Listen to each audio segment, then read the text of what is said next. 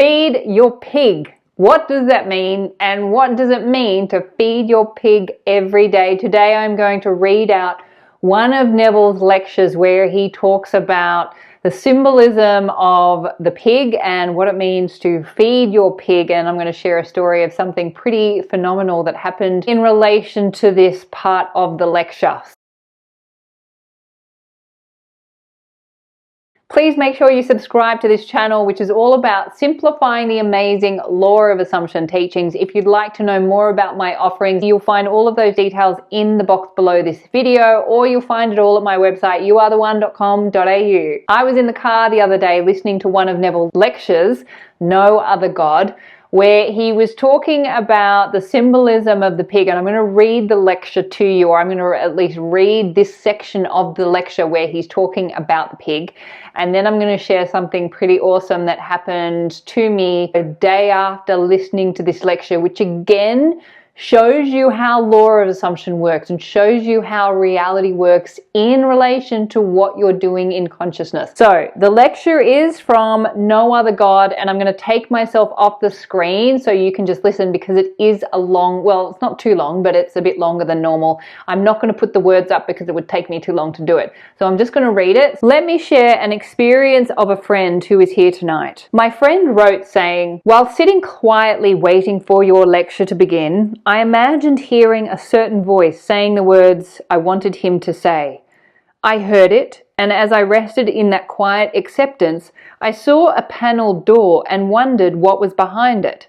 Suddenly, my curiosity was answered, for the door opened and out came a white pig. Does this have any significance? It has tremendous significance. In the universal language of symbolism, a pig is the symbol of Jesus, the everlasting sustainer. The Lost Language of Symbolism by Bailey states, the female pig symbolizes the sustainer. Pictured are two pigs with crowns.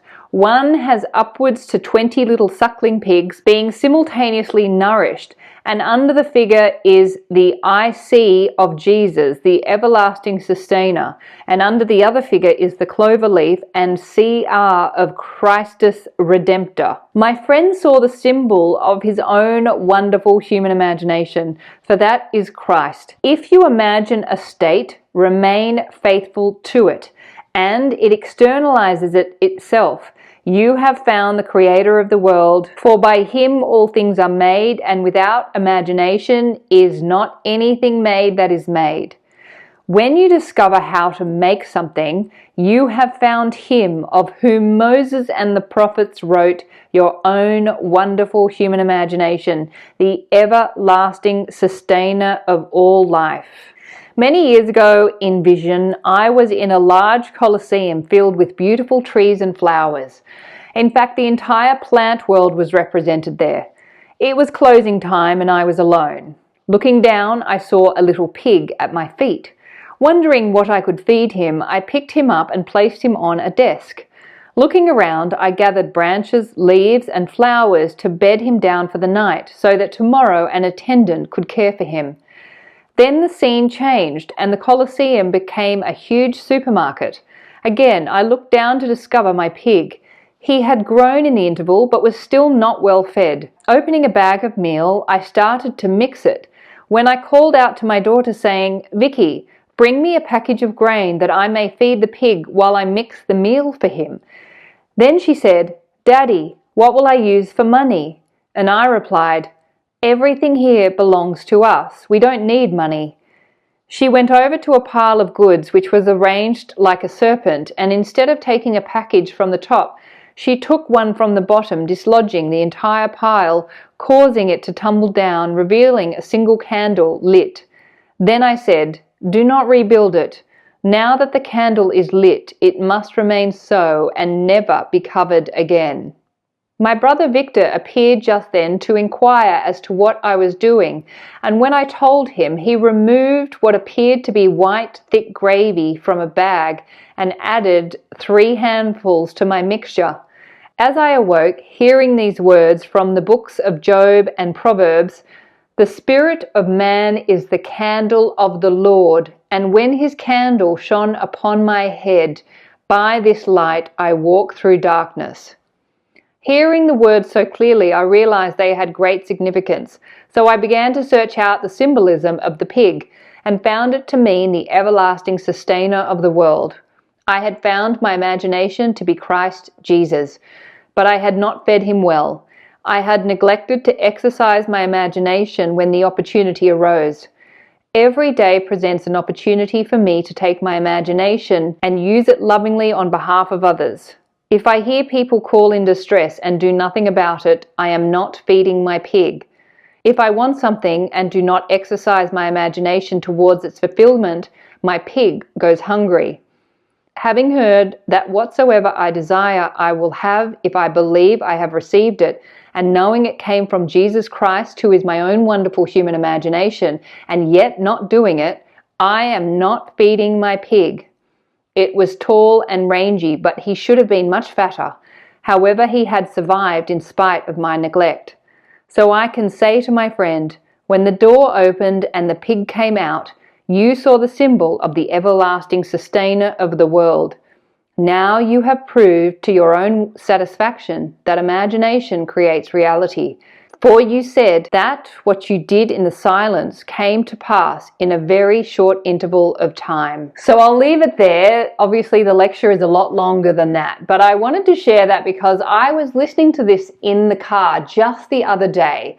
And I was thinking about this whole concept of seeing a pig. You know, I can't remember the last time I saw a pig. Like, when did I ever see a pig? And now that I've heard this idea of the pig being a symbol for my imagination, where am I ever going to see a pig? Like, I want to see a pig, but where am I going to see a pig? And then the next day, or it could have been the day after, I caught up with my friend Suni for a coffee, and she's into law of assumption.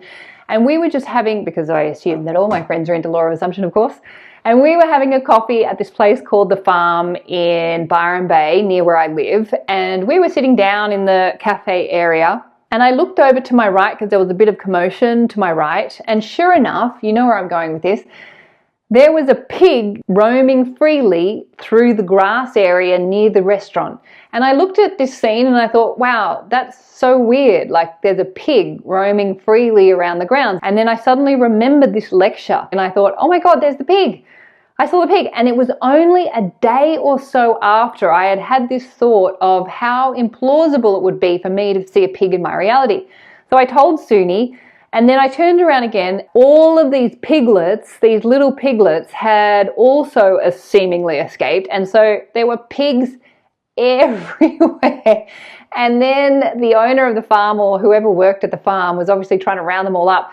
And so the big pig, the well-fed pig, ran across the center of the park, and then he got all the other little piglets. And I just remember thinking the craziness of this scene for me was just so evident of the way this worked. My friend Suni took a few photographs of all the pigs. These were now the pigs that had been rounded up and they were now back in the pen. But it was just the most amazing experience. This is how reality works. Reality will reflect back the most impossible situations that you can possibly imagine.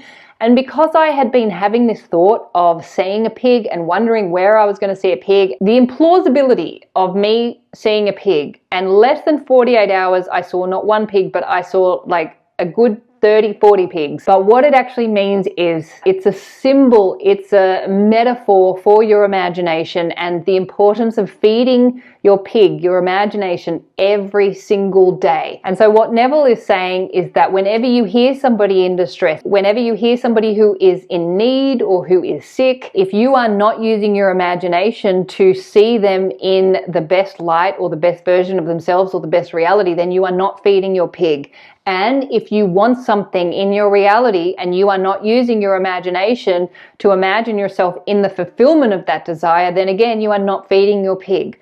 So the pig is the symbol for your imagination, for your wonderful, creative, magnificent human imagination that is the cause and creator of your reality. It's like anything in your life. If you love it, you pay attention to it, you give it your energy and you turn towards it. And that is what you want to be doing with your imagination every single day.